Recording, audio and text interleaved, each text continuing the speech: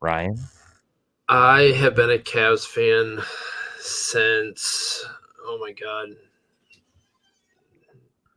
since 1999. So as long as I can remember being a basketball fan. Don't ask me why. I honestly couldn't tell you why, but That's okay. I I was a Cleveland Indians fan playing it was like baseball, and I don't know why. honestly, I think what it was is that I think they were the first game that I watched live on TV, and they won that game. So I was like, hey, I will just roll with them. Hey, they cool. They And win. I like that. I admittedly, I am admittedly a huge LeBron fan. I've been following LeBron since he was in high school, so uh, that does play a huge part in it. But I actually got this shirt after LeBron left when I went to a game. He was in Miami at the time. I went to a game, got this shirt there. Uh, so yeah, I am a LeBron fan, but I am a legit Cavs fan. Me not being a basketball fan at all. Understand why you would be a LeBron fan. You know, all drama aside. Oh, Either. he's a little dramatic. Yeah, but who isn't, right? Either way, Ryan, we got football to talk about, surprisingly. I mean, it's kind of what we do, right? Yeah, sometimes. Pretty often. So, fallout from the terrible incident in Vegas. Desean Jackson is added to the Raiders roster.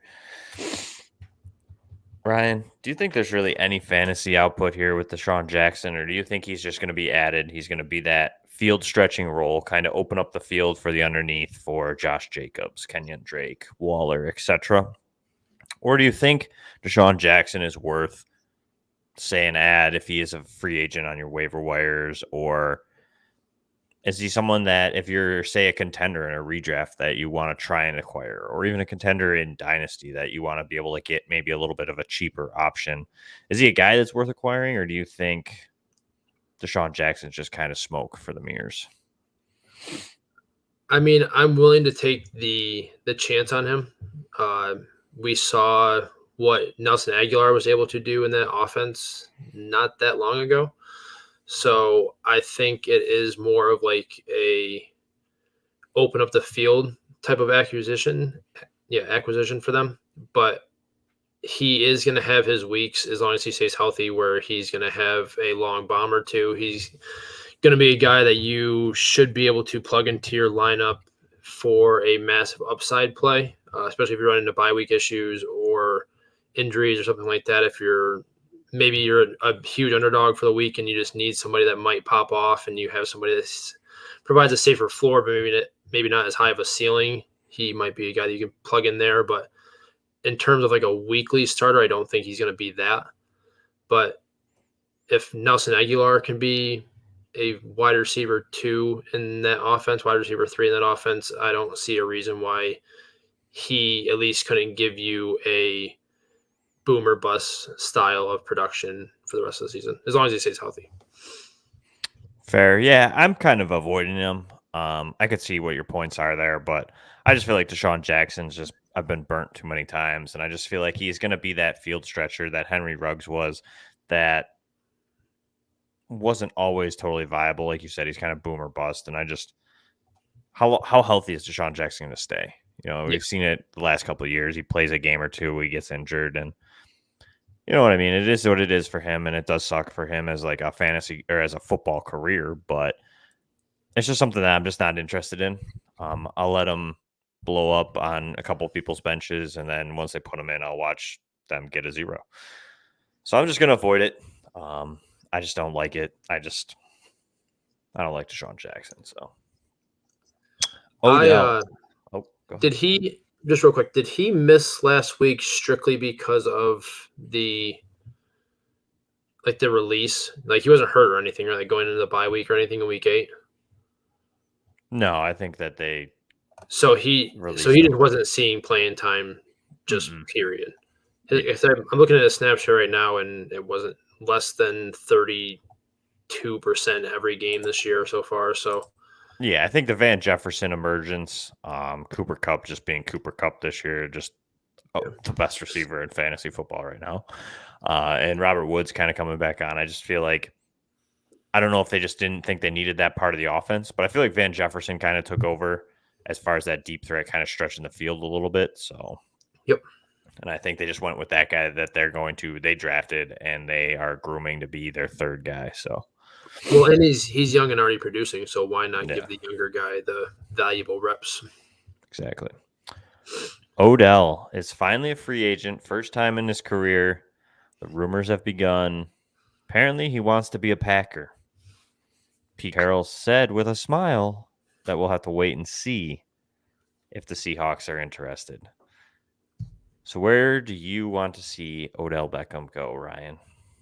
Well, first of all, I saw a tweet this morning, and it was literally just a thing that popped up that said, I think it was in Rappaport or somebody, and all it said was Seahawks make it official. And I immediately clicked on it thinking that they had cleaned him off of waivers or they had signed him or something like that. But it was just that Russell Wilson was going to be back for this week, and that's what. Yeah, because Russell Wilson is no big deal. Yeah, that's not important at all for fantasy. But honestly, I think Green Bay would be a really good spot. I'm just not sure if they want that drama added to what they already have going on with the whole Aaron Rodgers thing, which I don't really think is that big of a deal. I'm not gonna play either side of the fence there with that. I don't think it's that big of a deal, but just with all the stuff they got going on, I'm not sure they want that headache. But if they want to try to keep Aaron Rodgers there after this year, which I'm not quite sure he even wants to do regardless of what they do, they need to try something. And that offense would be great for him, to be honest with you, because I think he wants to go somewhere where he wants to be he needs to go somewhere where he's a clear number one, so he doesn't have to worry about targets or anything like that. But apparently his main concern is winning, and the Packers are well on their way to winning their division. So they're going to have a solid seed in the playoffs if they don't get the number 1 seed or 2 seed. So, I mean, it'd be a great spot for him. Aaron Rodgers is obviously a great quarterback. For fantasy, I would love that because they don't have a wide receiver 2 right now to really throw to. Randall Cobb has had his moments, obviously. So I really like him there. I just don't know if they would want to bring on the headache that would come with the media storm that would come with him going there. I like it. We're going to answer this. I'm going to help out the chosen rows here before I answer your Odell issues. Just traded Antonio Brown and Van Jefferson for Hunter Renfro. I'm just nervous about Brown's ankle injury. As far as redraft goes, I mean, you gave up kind of a lot for Hunter Renfro. But the truth is if Antonio Brown doesn't come back, I feel like it's Van Jefferson for Hunter Renfro. And Hunter Renfro at the moment is a little bit better of a PPR option, just a little bit more reliable week in and week out right now. But yeah, I mean, Antonio Brown's injury is definitely interesting. Yet to be put on IR. There's been talk that it's long-term. Then there's other times that you see that there's updates that it's a little bit getting better or whatnot. So I don't blame you for being nervous on his ankle. I just feel like it's kind of a lot for Hunter Renfro. How about you, Ryan? For me, I feel like this strictly depends on where I'm at in my standings. If I need to get a couple wins to solidify a playoff spot or something like that, I would do this just because from the reports that I saw, Antonio Brown's still in a walking boot. So if you're still in a walking boot at this point, you're at least 2 weeks out, I would say, because he's going to have to practice and get back into game shape. So, I mean, if you're in one of those positions where you need that wide receiver production, and I feel like Hunter Renfro is definitely safer than Van Jefferson. Van Jefferson might have higher upside in terms of big playability, but in terms of floor, Hunter Renfro definitely provides that. So if you're looking for more stable production, I like that. But it really depends on where I'm at in my standings. Obviously, he's probably looking to make a push of some sort, so I'm fine with it. But if AB comes back before the playoffs and you're right there, you might regret doing that. But yeah, it's tough. I mean, Antonio Brown's definitely probably the best piece when healthy in this trade. Yeah. But I like Hunter Renfro the rest of the season. I mean, Henry Ruggs not being there obviously is going to make a big difference. Desean Jackson, I don't think steals a ton of target share. I think that Renfro kind of has made himself that guy. What we thought Brian Edwards could be this year has turned into be Hunter Renfro. He doesn't have as necessary the big playability, but he's like a Cole Beasley 2.0 down there in Vegas. And he's reliable for Derek Carr. Derek Carr likes that. It's basically, I think, going to be him and Darren Waller from here on out. So I don't hate it. Like I said, like you said too. I mean, if you're trying to get in the playoffs for sure, Hunter Renfro is definitely going to help you. And it might look great if Antonio Brown doesn't come back this year. You know, if he's still in a walking boot, there's no chance. I mean, there might be a chance they shut him down for the season. You know, the Bucs are pretty much on a run that they're going to be in the playoffs. Why not just let them rest it out? Get them ready week 16, 17, get them in game shape and practice shape for the playoffs, and then bring them out when you really need them. You know, I mean, it's not like they need Antonio Brown when you have Chris Godwin, Mike Evans, Tyler Johnson. You know what I mean? Like, he's obviously a difference maker, but he's a person that they can afford to sit and ride out the season without. So he will be a difference maker come playoffs if he's fully healthy for sure. He'll add a different element to that offense, but for fantasy, I like it. And just looking at, I just pulled up Hunter Renfro's upcoming schedule, and it is nice in terms of secondary. I mean, they play Kansas City this week. They get Cincinnati. They're at Dallas, Washington, at Kansas City again. And then the last stretch is at Cleveland, Denver, which is those two are tough. But then they go at Indy and then the Chargers last, but you're not playing in the playoffs anyways, most likely. So schedule is super soft for the most part. Have a couple tough matchups later on, but if you're looking for that playoff push, I mean, that schedule is super soft for wide receivers for the next 4 or 5 weeks. So he could be in for a nice little stretch there. So I'm perfectly fine with that, especially if you're, like I said, trying to make that push to get in. Before we answer the next question that Brock has sent in, Odell, I agree with you. I like the Packers. It makes a lot of sense. He's not going to be – there's nowhere that he's going to go that's going to win now that needs a lead receiver with lead target share. So he has to accept that, temper that a touch, and I think Green Bay would be that perfect compromise. Seattle doesn't make a ton of sense for him with Metcalf and Lockett there. I mean, Russell Wilson's definitely a talent, and I mean, a third option. I just don't know if he wants to be that third option. I mean, he might be second over Tyler Lockett depending on how they do the offense, but I don't foresee that. So I think Green Bay makes sense. He can play next to Devante Adams. He's not the lead guy. He's going to still see a good target share with Aaron Rodgers, especially losing Robert Tonyan. I mean, yes, they have DeGuara and or Mercedes Lewis, two guys who could kind of step in, but they're not as athletic as Robert Tonyan is. So you're dealing with guys that have had a chance and not produced in Lazard and MVS. So the Packers could make sense, especially because they've been screaming that this is like the last dance there for Aaron Rodgers. They're going to make a huge push.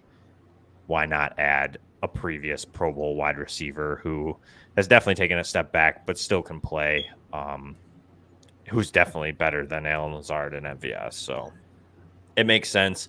Outside of that, some of the other options, I mean, I don't love many other places that's going to give him what he wants on top of being great for fantasy. So I saw that his team had mentioned the Saints as well, and with Jameis going down, I'm not a huge fan of that, but he should see a huge target share if he were to go there. I guess that's an option. But they're pretty cap strapped. I don't know. I think he can take basically the minimum. Yeah, I don't know how they would work that or how he wants to be or what he wants to get compensated for. But if it's purely target share, the Saints make sense. But does he want to – to me, do I want to be a lead target share with Trevor Siemian and Taysom Hill throwing me the ball, or do I want to be the second guy with Aaron Rodgers? Right. Like a true Super Bowl team or a team that is struggling to get into the playoffs at the moment, you know? And of course, right along with that, Kansas City was mentioned as well. But again, it's another team that's not even in the playoffs. Kansas City? Yeah, I don't think they are. If they are, they're a wild card team right now. Aren't they? They're last in their division. Thought they were right there. I think they're last. No, they can't be last. They're either last or they're tied with Denver.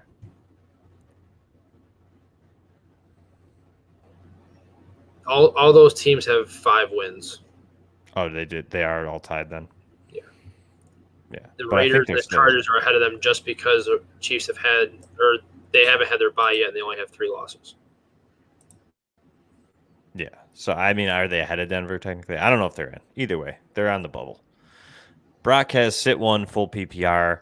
Godwin, Debo, McLaurin, Deontay, Brady is my quarterback. I'm sitting Terry McLaurin this week. Playing Tampa Bay. I know that they've actually gotten a little bit better against wide receivers as far as points per game in PPR. And I know Terry McLaurin's a stud, but he has not been the last 4 weeks. He's had 3 weeks with less than double-digit points in PPR formats. So what we thought used to be a quarterback-proof wide receiver has definitely struggled this season.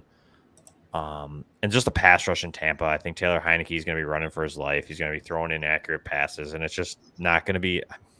I just feel like of any of these guys, Terry McLaurin is going to have the hardest chance of being a lead guy.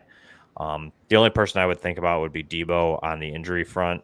He looked decent last week, so I mean, I guess you monitor the injury, see if anything comes up during the week, if he re-aggravates or something like that. But I just feel like Terry McLaurin right now is a sit out of this group. See, for me, I'm not sitting Deontay because they play the Lions. Not sitting Godwin against Washington's secondary. So to me, it comes down to Debo and McLaurin. Debo gets the Rams, which on paper is a tough matchup, but they've been hit or miss in terms of wide receiver production. But McLaurin could be a pretty solid volume-based play just because that offense should be scoring on Washington relatively easily. And McLaurin's their go-to guy. If Logan Thomas comes back this week, which I'm not sure if that's been confirmed or not, I know he's on the cusp of returning. I'm not sure if it's going to be this week or not, but if he plays, I think it might help McLaurin out a little bit more, just to kind of open up that secondary and make it a little bit more honest. But I'd keep an eye on Debo's health as well, especially because they play Monday night, I believe. So it'd be kind of hard because then you can't really pivot off of Debo if you start him and he doesn't play for any reason. Like if he has a setback or anything like that, there's not really going to be many options to pivot off of him to go to. So I would just kind of keep an eye on what Debo does all week in practice, and if he seems to be trending towards like a game time decision, you might just want to roll McLaurin out just so that way you have somebody in place. Like I said, it's going to be hard to pivot off of Debo on Monday night because most of the Rams receivers are going to be taken, and I'm sure unless you have like Brandon Ayuk available or something like that, it'd be hard to replace Debo as well for the Niners. Fair. I like all that. So, Brock, it's pretty much between Debo and McLaurin. Monitor, and then see a little bit more there on Sunday to go from where. But I was surprised. I was looking at the numbers. I did some rankings for SGPN this afternoon, and like Terry McLaurin's been just bad for fantasy the last 4 weeks. I mean, he had one blow-up game against Green Bay, but other than that, he's had single digits. It's just, I don't know. It's a hard guy to trust right now, especially against a tough Tampa team that's getting better against wide receivers. So, all right, injuries.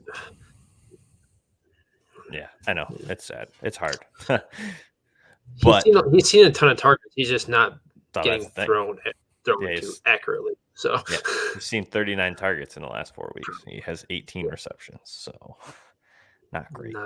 Not great. Injuries. Big one. Chase Edmonds left with a high ankle sprain, most likely 2 to 6 weeks. That's pretty much most of our fantasy playoff leading into most of our fantasy playoffs in a couple weeks there. That's a big loss for some teams. He's been a pretty reliable flex play. Ryan, how do we take this? I mean, it's tough. I think James Conner becomes a real big asset if you can acquire him anywhere. His price is going to be real high now, but if you can get him on a waiver, I mean, I would probably dump almost all of it on it. I'd be dumping out there if he's out there. I'm dumping the rest of it. But yeah, Chase Edmonds not looking great. Not terrible. Expected to be kind of probably on the shorter side of that 2 to 6 time frame, but could be long. He's He's still listed as questionable on Sleeper for some reason. I don't know why they haven't just ruled him out yet. But Cliff Kingsbury already came out and said that he's likely not going to play this week at the very least. I think until the team officially labels him as out, Sleeper won't change it. No, that's what I'm saying. Like, why not? He's not going to play with a high ankle sprain after a week. So yeah, they just need to rule him out. But yeah, obviously James Conner value shoots up, and Eno Benjamin's going to come in. He kind of fits the Edmonds role. They're kind of the same size, but didn't see a target on Sunday. Did take 9 carries for 39 yards. He's likely available in a lot of leagues, so if you're in deeper leagues, he could be an interesting add for you. Not sure I'd be starting him unless you're absolutely necessary until we see what the offense looks like this week against Carolina. But it sucks. I just traded for Chase Edmonds. I was really desperate at running back and made a trade to get Edmonds, and then, of course, he goes down the very first play of the game. Or after only one play. So that hurt me personally. So I'm hoping he get me started. All right, don't even get me started. Before the season, like 3 days before, we've gone over this, and I'm going to go over it again. I traded Dalvin Cook for J.K. Dobbins and some picks, and then the incident happened.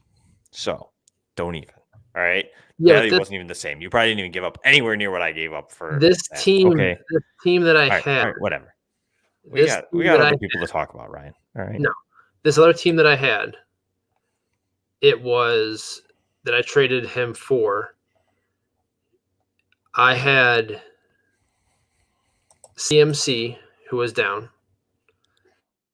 and I had Javonte Williams, who's been up and down.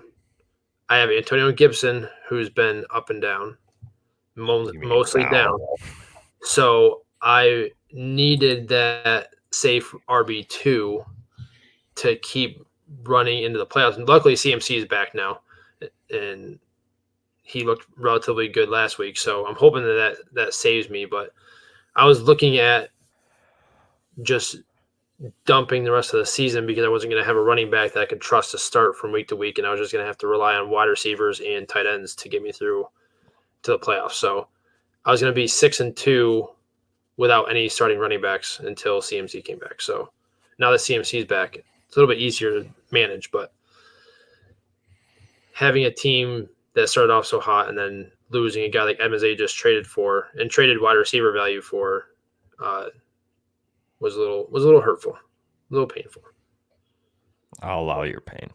All right. The 3 Musketeers of concussions this week: Zach Moss, Damian Harris, and Ramondre Stevenson. Obviously, just going to have to monitor those all week. Devin Singletary gets as an interesting flex play / running back 2 if Zach Moss misses. Mm-hmm. JJ Taylor is going to come into play again if Ramondre Stevenson and Damian Harris both miss. Expect Brandon Bolden to take a lot of the work, probably, though. Yep. Devontae Booker, hip contusion, day-to-day. He left the game, so I would expect that Saquon Barkley will be back after the bye week at this moment. If not, I'm sure Booker will probably be all right come that time. The bye week comes at perfect timing for him. Jonnu Smith, shoulder injury. Do we know if this is the same thing that he's been questionable for like the last 4 weeks? Yep, it's an aggravation of the same injury. So he's been playing through it. At this point, Jonnu Smith seems like not many people probably roster / start him. It seems like Hunter Henry's kind of taken over there. Yep. So low impact as far as fantasy goes. Trevor Lawrence has a right ankle sprain. That's day-to-day. He was able to finish the Bills game, so I'm sure he'll be ready to go. Yeah, he should be fine as long as he doesn't have any setbacks. Zeke, right knee contusion. This one's an interesting one. He sat out for a while, and then they brought him back in as they were down like 35 points. So I don't know how serious it is. I don't know if just poor coaching for some reason to bringing in your star running back when you're getting obliterated. Definitely something you want to monitor, though. Zeke's probably one of the few top, what'd you say, Ryan? Probably few of the top 10 running backs that are left this year off of injury at the moment. Yep. So definitely something to keep an eye on. Tony Pollard would get a huge bump in value there if he goes down. DJ Moore, rib contusion day to day. DJ Moore has a new quarterback. Sam Darnold they came out and said Sam Darnold has a scapula, I think it is, some type of shoulder injury that he's expected to miss weeks. So PJ Walker is the new starter there. So watching DJ Moore, don't know what the value is going to hold, as he's been pretty unattractive for fantasy the last couple of weeks due to Sam Darnold's performances. So PJ Walker could be a fresh breath, or it could just be more of the same. Alberto is a knee injury. Don't know too much about that, but Noah Fant I'm expecting might be able to be off the COVID list this week, so we'll have to see there. Alberto came into the week questionable with that same knee. It's just an aggravation of the knee that he saw, so that he had before. So, and Fant's gonna be back, so he's not really. Yeah, I don't know if Fant's back yet, but I would expect him hopefully to be. Sometimes COVID, you miss a couple weeks. So, should I trade Diggs and Fournette for CD and Robinson? Oh, Henderson, sorry. I'm curious as if Henderson's replacing Fournette or Robinson. Valid point. I saw that pop up and I was like, does he mean Henderson and Lance? Diggs? We will wait to see if you can answer that. Is it Diggs and Henderson, or is it CD and Henderson? Well, you wait. I'll go over the last couple of injuries. Alvin Kamara, the Saints worked out 3 running backs today. There's a report. There's a possibility that Alvin Kamara had an injury on Sunday that has not been reported just yet. Definitely something to monitor. You're going to want to obviously see if Mark Ingram is available on your waiver wire, as well as Dwayne Washington. He's the impromptu backup there, as well as see if there's a report on what running backs they worked out. There isn't much that I've seen, but guys like Royce Freeman who are available. Trying to think of who else is really out there at the moment.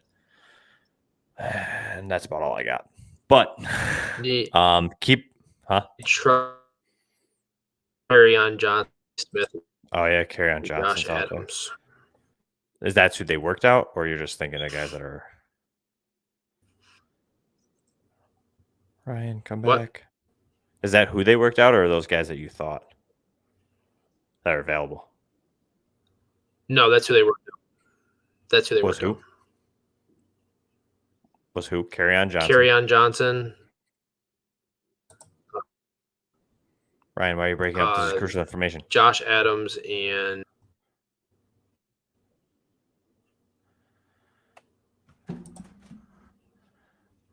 what is my thing? Is my Wi-Fi acting up?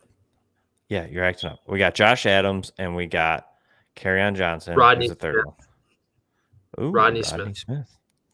All right, that's some interesting stuff to monitor. Definitely guys you might want to put low waiver claims in on that some people might not know this information on. The big one. Nick Chubb, John Kelly, and Demetric Felton all tested positive for COVID. Supposedly, I believe at least Felton and Chubb I saw have the vaccine, so they just need to test positive or negative twice in 24 hours. Definitely something you want to monitor. They've not worked anybody out. The only running back available at the moment is Dearness Johnson, but he's considered a close contact. He just tested negative. So we could lose Dearness Johnson between now and the week because he has to test every day this week. So keep an eye on it. If they sign a running back, you might want to try and add him in your waivers, a late waiver ad, because he's going to get a full workload. Either that or it's going to be a big Javaris Landry game. So something to monitor. It's pretty much their entire running back room, so it's going to be hard to tell. At the moment, it's Dearness Johnson. So if you got him last week or if someone dropped him, add Dearness Johnson this week. have no answer yet from Lance. So, Ryan, top 10 flex players of week 9. You added this to the show sheet, so I want to know what you want to talk about. So I just wanted to talk about how weird of a week 9 was, between the Bills losing to the Jacksonville Jaguars 9-6, the Cowboys getting blown out by Denver, who had not looked great for the last couple weeks. Just a weird week. So the number one flex player from last week was James Conner. And I don't know about you, Jeremy, but we talked before the show. I beat somebody with James Conner, but I also lost in multiple leagues to guys with James Conner because I either had Chase Edmonds in my lineup or he just got the full workload and he did what he did with that. And even that was a surprise, having Arizona win their game the way that they did without Kyler Murray and without DeAndre Hopkins, and having James Conner be the guy. Just kind of something that you did not expect to see happen. Number 2 was Jonathan Taylor, followed by Nick Chubb and Joe Mixon. And then our guy Elijah Moore was a wide receiver 1 in PPR this past week. He has started to come alive. I'm going to talk about him a little bit more later. But he was very impressive. Devonta Smith came in next at wide receiver 2, which Jeremy, me, and you both had said on Sunday that we did not like his matchup, and it on paper was not supposed to be a good matchup, and it turned out to be a great matchup for Devonta Smith, which, again, was odd. They play a lot of press physical coverage. Didn't really think he would handle, or he hasn't really handled physical corners well so far this year, but he was able to break free on Sunday for the Eagles, which was surprising. Keenan Allen, we did call that. With him having a big game, we kind of thought that they would try to take away Mike Williams, and that's exactly what they did and allowed Keenan to do his thing. Then Pat Freiermuth, the tight end 1, who I believe was a waiver ad for one of us a week or 2 ago, maybe 3 weeks ago, on the show, saying that he was on the rise there in Pittsburgh. And then Olamide Zaccheaus, who he's back. Do you think he is the guy, or do you think Russell Gage is the guy to take over for the most part? Because Russell Gage had that donut 2 weeks ago, and then he also had a pretty decent game. It was just Zaccheaus who had the touchdowns. I think the answer is Kyle Pitts. Well, yeah, but but teams are going to focus on him, and he's already rostered in 100% of leagues. I'm just saying. I mean, you don't need any. If you're picking between the two, I'm taking whichever one I can get cheaper. If you had them both on a free ad right now, you need a wide receiver. Who are you picking? I'm taking Russell Gage. I just feel like he's been more reliable in the past. But they both bring different things. So it's going to depend on matchups. It's going to be weekly. It's going to depend on how teams defend the Falcons. You know what I mean? Like, are they going to take away Kyle Pitts? Are they going to take away Kyle Pitts and Cordero Patterson? Like, how are they going to cover the other weapons? Depending on how they do that, I just feel like I just really don't want any of them. I feel like none of them are safe enough starts. That was my next question. They're literally goose eggs or 15, 20 points. There's no in between. So, like, for me, unless I have to start them, I'm not starting either of them. That was my next question, is if you had to flex one of them, would you feel comfortable flexing one of them? No, not one bit. Because I know I wouldn't. I would not feel that There's a lot of other options I'd try first. The Atlanta offense has looked a lot better as of late. I saw a stat somewhere that Matt Ryan over the last 3 weeks is first in deep ball passes, both in terms of completions and touchdowns and yards for deep passes. So that offense is starting to look alive and look a little bit better than it was before. But like you said, you can't really trust either one to be who you need them to be in a given week. It's kind of like Tyler Lockett and DK Metcalf to a very poor version of that, but where you just don't know whose week it's going to be for the most part. Like, yeah, those guys get consistent targets and you don't know about these guys, but I'm just saying in terms of not knowing who's going to have the blow up week, and the odds of having both of them blow up in the same week are very slim, in my opinion. So I agree. Again, him being number 9 for flex players in all score and PPR scoring is insane. But the 2 touchdowns obviously helped. And then Nyheim Hines returned and was the number 10 flex player. He was the RB5 in PPR scoring. Marlon Mack was a surprise healthy scratch this past week. I think they were trying to show him off a little bit to see if they could get a trade suitor, and that didn't work out. So now we might see Nyheim go back to what we saw last year, maybe not to the extent we saw last year where he finished as, I'm pretty sure, a top 20 running back, but I think he now is a viable flex play if you need somebody there. I feel like there's probably worse options you can take if they're going to continue to use him the way they did last week. Yeah, I mean, I agree. I think that all these guys are definitely going to be interesting to watch going forward. I think James Conner, I mean, really, there's 2 that are just iffy, which would be Elijah Moore and Olamide Zaccheaus. Those 2 are going to be 2 that I would definitely be interested in watching. I don't know if they repeat this again. The Jets are definitely interesting because depending on quarterback, it's who Elijah Moore. It seems like since it's been Mike White or Josh Johnson, Elijah Moore's come to life. I don't know if Zach Wilson's just the problem there at the moment, if he just isn't ready to create fantasy viable options. I just don't know what it is that when Zach Wilson's in that he isn't getting the job done. Is it more that he's afraid to make mistakes and Mike White and Josh Johnson are just out there chucking the ball around? Don't really know. So, but there's something going on when Wilson's at quarterback. So at least at the moment, at least that's what it seems like. It seems like the Jets offense has just been so much better without him, which is strange. And it's not even like they played bad teams.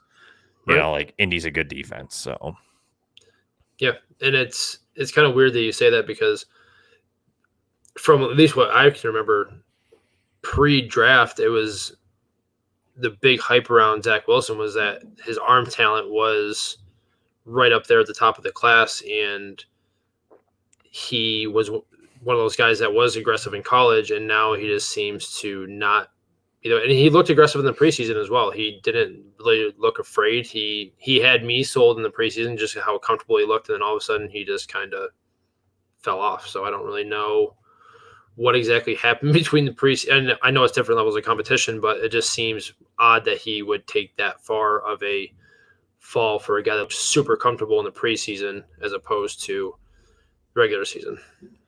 Yeah, I haven't watched a ton of it, like in a breakdown scenario, to really know what they're doing that's causing Zach Wilson to look like Zach Wilson looks like. Either way, until he comes back at the moment, it seems like Elijah Moore is definitely a viable flex play, and he may continue to be all season. Maybe it was Elijah Moore. Maybe he needed to take a couple steps to really help it. This one was another one, though. He had 2 touchdowns. I mean, that inflates it 12 points right there. So yeah, it's a tough call on exactly what Elijah Moore is going to be. I can't expect him to score 2 touchdowns or even a touchdown weekly. All right, Ryan. I kind of touched on it earlier. For me, waiver ads, I'm going to say any of the Browns running backs that get signed. I'm watching that scenario with all ears, all eyes. The Browns run game is just so good that no matter who they put back there, that's going to be an option, as well as the Saints. There's not a lot that I'm going to go into. I'm just going to say watch those. Kerryon Johnson, like Ryan had alluded to earlier. Kerryon Johnson, Josh Adams, and Rodney Smith. 3 guys that are worth a low-balled waiver ad on this first run before they're officially signed or there's any news that comes out. Because we don't know. If they're working out a running back, this could be somewhat of a midterm or long-term injury possibly for Kamara, because they do have Mark Ingram there as well as Dwayne Washington. So concerning if they're actually working out a running back, that there could be something going on there with Kamara. So simple, quick. Ryan? That in that case, I'd definitely be seeing if Mark Ingram is available in your league. I'm sure some people might have dropped him after he was traded, or he just might not be a guy that's available, or he is a guy that's available in like 10-team leagues. So he would definitely be a solid add, because obviously he would be the RB1 if Kamara can't go, and he would have pretty solid rushing ups or pretty solid touchdown upside against the Titans defense that has looked better as of late, but is still struggling overall defensively for the year. For me, speaking on the Browns, Donovan Peoples-Jones is a guy I'm super interested in now, especially with the injuries or the COVID issues with the running backs. They might be forced to throw a little bit more, but just in terms of his last 3 games, he's got almost 4 catches, averaging almost 86 yards a game, and is averaging a touchdown a game. Now a starter in the offense, which isn't always going to see a dominant game script like they saw last week. I think more targets are coming his way as he gets a little bit more acclimated with being a starter full time. And then for me, for number 2, I'm still gonna keep talking about him until he's owned in more leagues. I don't understand why Rashad Bateman is not rostered in more leagues. He's only rostered in 58% of sleeper leagues and less than 25% of ESPN leagues. He's been a top 36 receiver in back-to-back weeks, despite seeing a season-high 66% target share last week, or snap share last week. Seen 6 targets in all 3 games since he debuted in week 6. And like I said, he's still not seeing an overwhelming amount of snaps, but the 66% last week was a season high. And Baltimore's averaging almost 35 pass attempts a game after seeing just under 26 last season. I think he's too talented, and he's going to be too involved to not be owned in all leagues, unless it's like an 8-team league where it's a little bit deeper. But he's too talented. I just don't understand why he's not owned in more leagues. And then for me, the other somewhat easy one for me is Eno Benjamin. I don't know if you saw his touchdown run that he had, Jeremy. Oh, but yeah, I did. He showed great vision and shiftiness, and then just straight up ran over Drake Kirkpatrick. I mean, no one cares about the vision and the shiftiness. We all care about that truck stick. If you're watching this and you did not see that run, you need to go watch it, because Drake Kirkpatrick got ran over like he was a high schooler out there trying to tackle Derrick Henry. I mean, it was unbelievable. I think I watched that highlight probably 3 or 4 times in a row, and it was just like it's my background. Just rewind. I mean, it was just crazy, but he was a guy, didn't play at all last year, got a decent amount of hype last year as a potential backup running back for Kenyon Drake, but ended up not playing, but possesses an 87th percentile burst score, 71st percentile agility score, and the Cardinals are a legitimate threat to the NFC, so they're likely going to see plenty of positive game scripts, and obviously James Conner is going to see a lot of the work, the majority of the work, but when he's been the man in recent years, he has not been able to stay healthy. So if he were to go down, Benjamin would just by default be jumped into that RB1 unless Chase Edmonds comes back. And I think even as just the RB2, I think he has some flex appeal in like 12-team and deeper leagues, but he very well could be the RB1 on the debatably one of the best offenses in the league if an injury were to creep up on Connor again like they have in years past. So he would be an ad for me, even if you got to dump a little bit of fab on him. I wouldn't spend too much on him, but I'm putting a couple waiver claims in for him. Like I said, if Connor were to go down for any reason, he would be the RB1 while Chase Edmonds is out, and you would have the RB1 on the debatably the best offense in football for relatively nothing. I like it. Hassan has, y'all think I should trade Thielen, Gronk, and Claypool for Tyreek Hill and Kadarius Tony. Depending on your tight end situation, yes, I would. Really? I would. If this is redraft, yeah. Really? I would. I think it would depend on league size for me, as a big thing, and who I start. If I start a limited amount of players, yeah, I'm making the move. Getting Tyreek Hill is great. Tight end to me, you can kind of rotate and flex if you really had to. You could start getting dicey with some streams. Yes, you should pick up Freiermuth. Yep.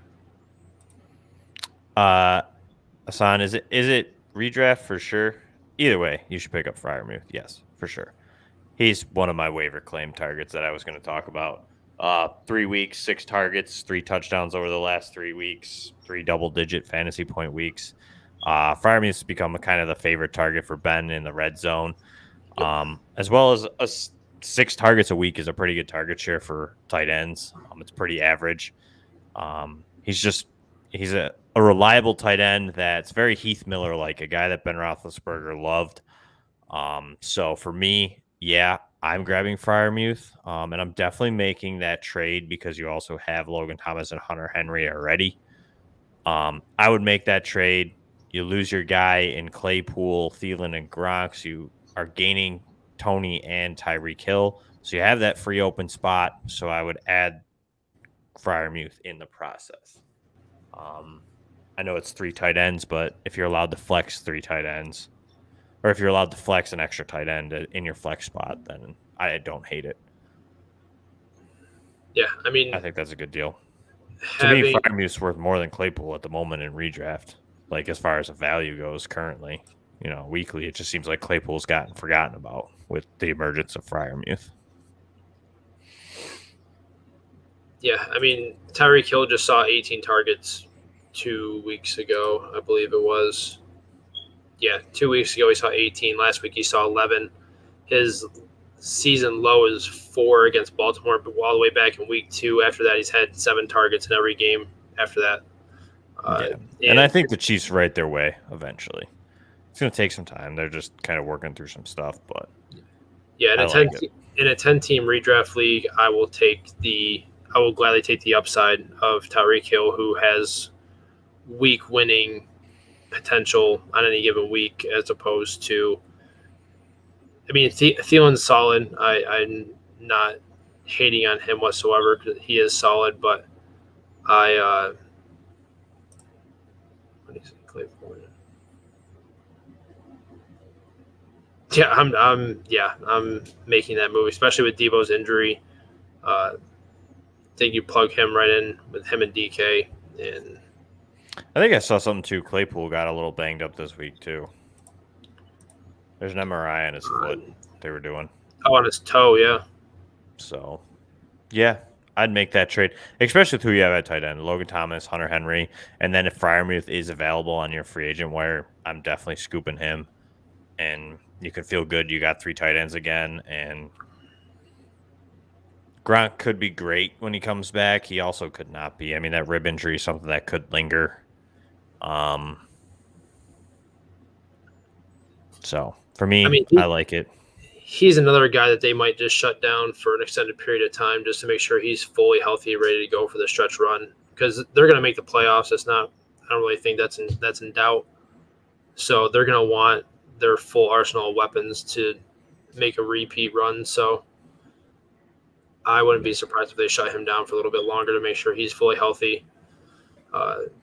So yeah, I'm definitely making that move personally. Yeah, I like it, especially 10-team. You want the studs, so yeah, I like that.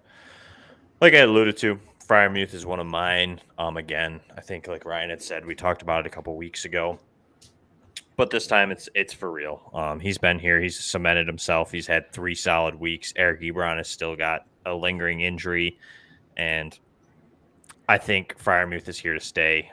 He's come earlier. I was expecting him to be a next year dynasty asset, but he's come. He's emerged. He's He's the guy there for the tight end position in Pittsburgh.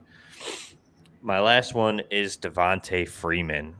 What we thought was a pretty messy backfield has kind of emerged with some clarity. Latavius Murray missed some time with an injury, but coming out of the bye, Murray was healthy. And Freeman still saw most of the workload. He had 58% snap share last week. Well, this week. And he's had 3 touchdowns over the last 3 games, which has produced 3 double-digit PPR weeks. Nothing crazy. He's not going to win you a week by the looks of it, but he's definitely become a very safe flex play the last 3 weeks. He has a pretty soft schedule coming out on a pretty good run offense. And he's owned in under 25% of every league format, whether that's ESPN, Yahoo, Sleeper, etc. I just like what he's going to give you next couple of weeks, especially with all the running back injuries. Freeman could be a RB2 in a couple weeks, depending on matchups. So that's where I'm at. Yeah, I like it.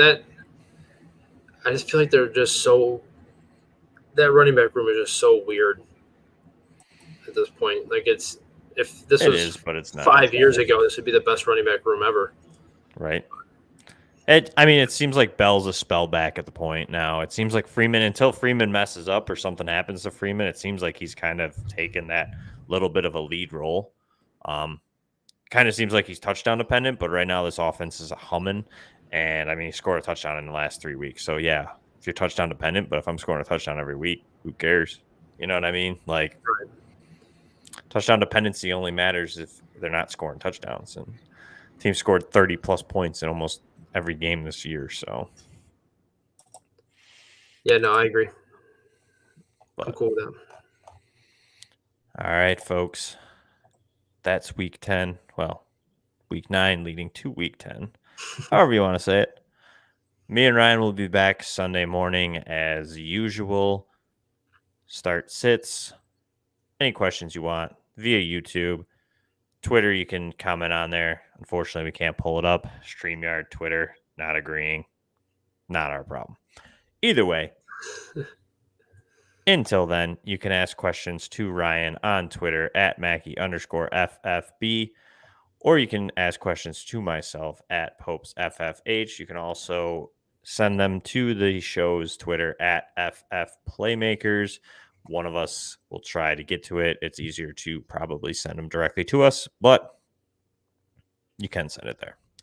So, Yes, sir. Ryan, any parting words, or you good?